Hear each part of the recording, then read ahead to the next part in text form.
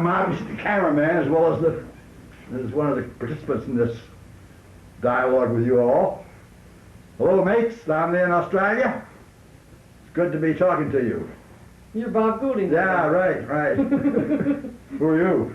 I said already. Oh, did you? I didn't hear you. I was too busy with the camera. Hey, it's really fun sitting here thinking about you. The rationale for all this is we're really saying congratulations to Tony White. I remember that Tony was here a long time ago, and he was a very young man in those days, and I've gotten older, and he's gotten older, and he still seems like a very young man. And I've gotten much older. And I'm so glad that Tony won this Goulding Award. First, of course, I'm honored that you all decided to have this kind of award. You're not supposed to do that until we're dead. Well. And that's really kind of fun to be alive and have an award named after one. I find it fun. Just please don't call it the Goulding Memorial Award. They don't. That may predict some disaster in the future. Okay. Yeah, I'm really excited about this award in terms of Tony White's getting it. I assume you're there, Tony, and so I want to say this to you. I find you're writing some of the most creative in all ITA literature. I always am excited by reading what you write. Your article, for instance, on the demons is a creative, fun and serious, imaginative, very lively article which I may not agree with all of it, does create so much interest in the whole area of psychotherapy with a difficult patient. Mm-hmm. I'm very proud of you for writing such a creative article. I'm especially liking the work you did with feelings. I agree with you, I've never liked the word racket. I also agree with you that people have primary feelings, and I like your way of conceptualizing this. I like the depth of your thinking on the subject of how people end up feeling as they do, and I particularly like how you use this in terms of practice. Your theory is never rarefied, it always pinpoints how you work. Yeah, that's true. But even more impressive for me is how you think. There's lots of good articles in the TA Journal and elsewhere in the literature. But somehow your articles seem to come out with a different kind of vein, one which shows very creative thinking. You're not trying to put the 1,000 angels in the head of a pin, as many articles do, but to come up with some new, different, provocative ideas. And I really enjoy reading them. I do too.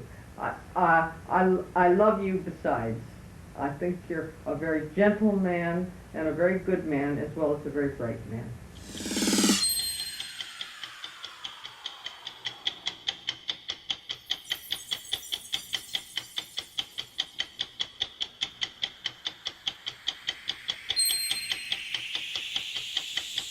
I'm Tony White. Я Тони Вайт, A psychologist and психолог TSTA with ITAA in transaction analysis. и TSTA в МАТА в транзактном The first анализе. workshop was a whole day workshop on redecision therapy. Первый семинар – это однодневный семинар по терапии перерешения, Where I spend the morning talking a bit about Bob Mary Goulding and the basics of redecision therapy. Первая часть семинара посвящена истории Боба и Мэри Гулдинг и истории их метода перерешения. And then in the afternoon we did 4 pieces of therapy using redecision therapy. Вторая часть предполагает 4 практических примера перерешения с использованием терапии перерешения. And then those pieces of therapy were taught on in terms of TA theory and redecision theory.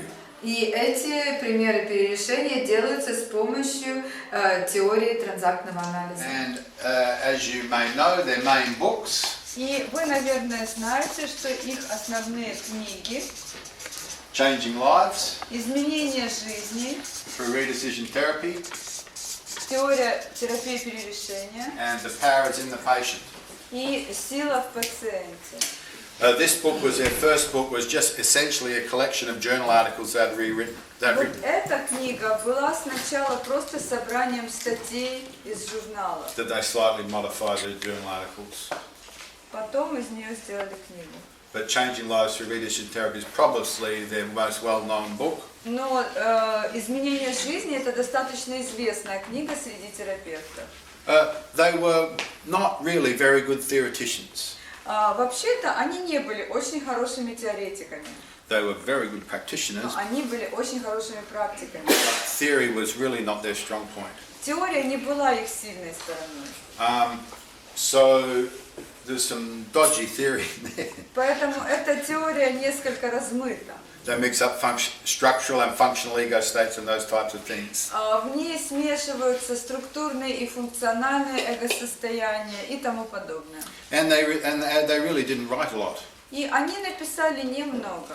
So, but that's good in one way because they developed a theory that was very understandable.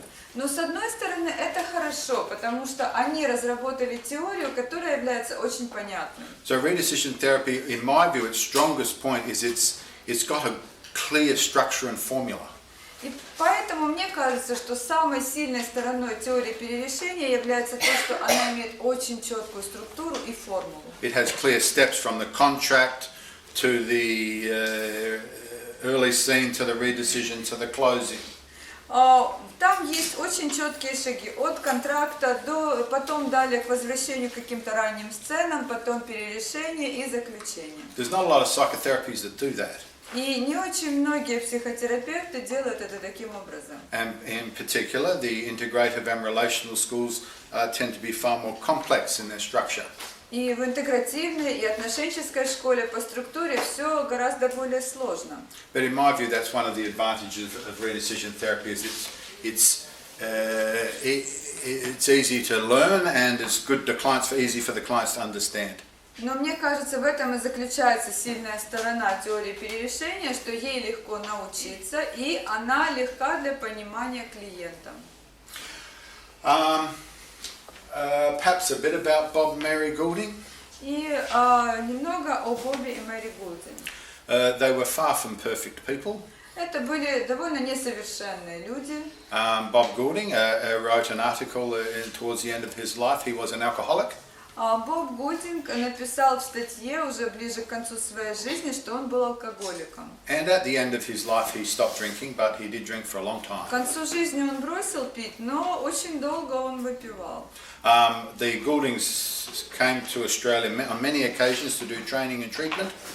Гулдинги много раз приезжали в Австралию для обучения и для проведения лечения. My parents were both psychologists and transactional analysts, and they used to bring the Gouldings to Australia. Мои родители, они оба были психотерапевтами и занимались транзактным анализом, и они привозили Гулдингов в Австралию. And I'm a psychologist and Я тоже trained. стал психологом, My sons aren't. а мои сыновья нет. And I remember being at some training event with the Gouldings there, Я еще помню, как я был на каком-то тренинге с Гулдингами. and I opened the fridge and there were 3 big bowls of gin stuck И in the я freezer. открыл холодильник, а там в морозилке были 3 больших бутылки джина. You couldn't fit anything else in. Туда уже ничего нельзя было больше поставить. So they had their problems in drinking. То есть у них была проблема с выпивкой.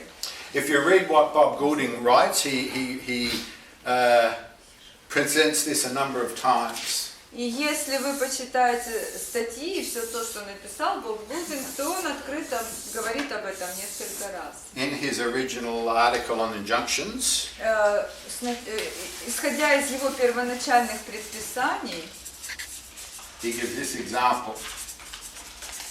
у него была такая модель. Of how script can be delivered from a parent, mother or father, Как сценарий может передаваться от родителя, от мамы или от папы.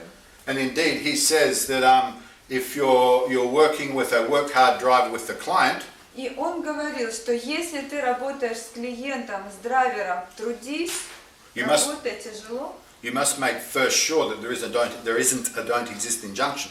то нужно сначала убедиться, что у него нет предписания «не существует». Because if the client stops working hard, Потому что если такой клиент перестанет трудиться, работать, he can activate the don't exist injunction. то он попадет под действие этого предписания «не существует». And the person can start having suicidal thoughts and so И у forth. такого человека могут возникнуть мысли о суициде.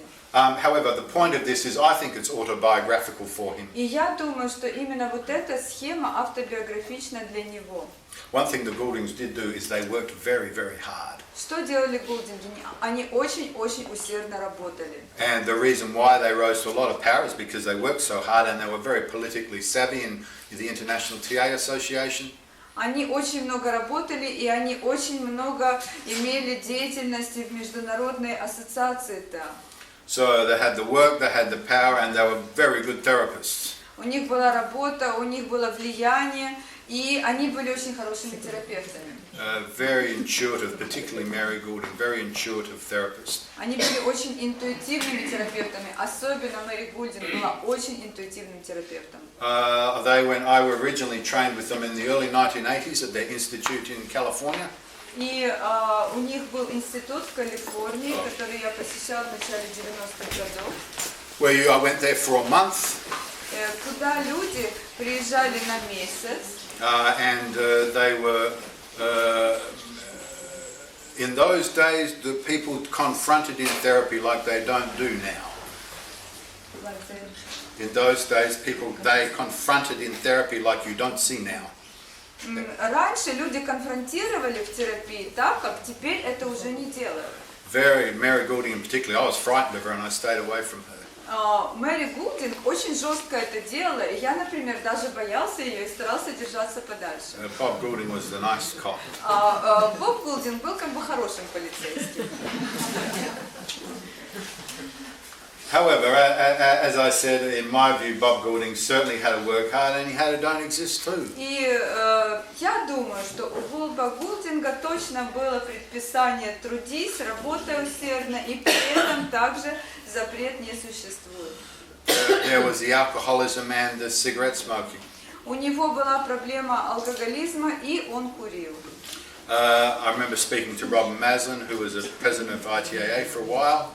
Я помню, как я разговаривал с президентом ITAA, what's his name? Robin Maslin. Роберт Мэслин. And he met Bob Goulding late in his life. Hello, come in. Он встречался с Бобом Гулдингом на протяжении своей жизни. And Bob Goulding had emphysema from cigarette smoking. И у Боба Гулдинга была эмфизема из-за курения.